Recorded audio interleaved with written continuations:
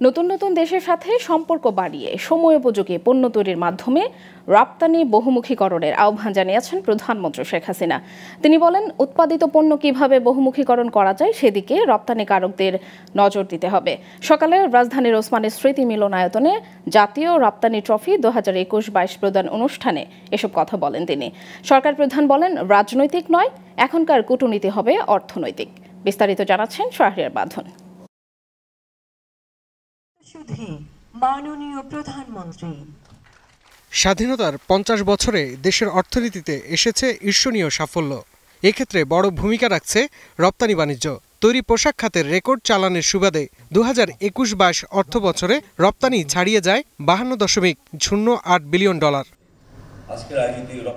রপ্তানিকারকদের স্বীকৃতি জানাতে জাতীয় রপ্তানি ট্রফি 2021-22 প্রদান করেছে রপ্তানি উন্নয়ন ব্যুরো। 77টি প্রতিষ্ঠানকে রপ্তানি ট্রফি তুলে দেন প্রধানমন্ত্রী শেখ হাসিনা।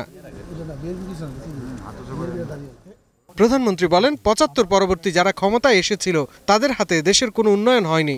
শুধু তাই নয়, 2001 থেকে 2008 পর্যন্ত এদেশের মানুষ জঙ্গিবাদ, লুটপাট আর হাওয়া ভবনের অত্যাচারের শিকার হয়েছে।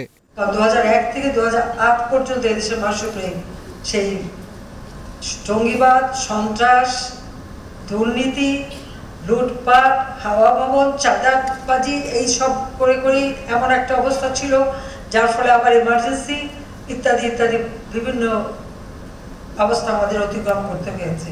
সরকার প্রধান বলেন, রাজনৈতিক নয়, এখনকার কূটনীতি হবে অর্থনৈতিক।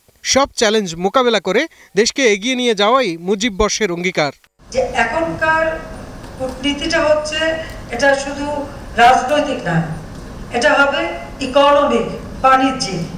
কোন দেশে কোন মার্কেট আছে, কোন দেশে কি চাহিদা আছে, সেটা খুঁজে বের করা। তিনি আরো বলেন, নতুন নতুন দেশের সাথে সম্পর্ক তৈরি করে নতুন নতুন সময় উপযোগী পণ্য তৈরি করতে হবে। এর মাধ্যমে কিভাবে রপ্তানি বহুমুখীকরণ করা যায় সেদিকে রপ্তানিকারকদের নজর দেওয়ার আহ্বান জানান তিনি।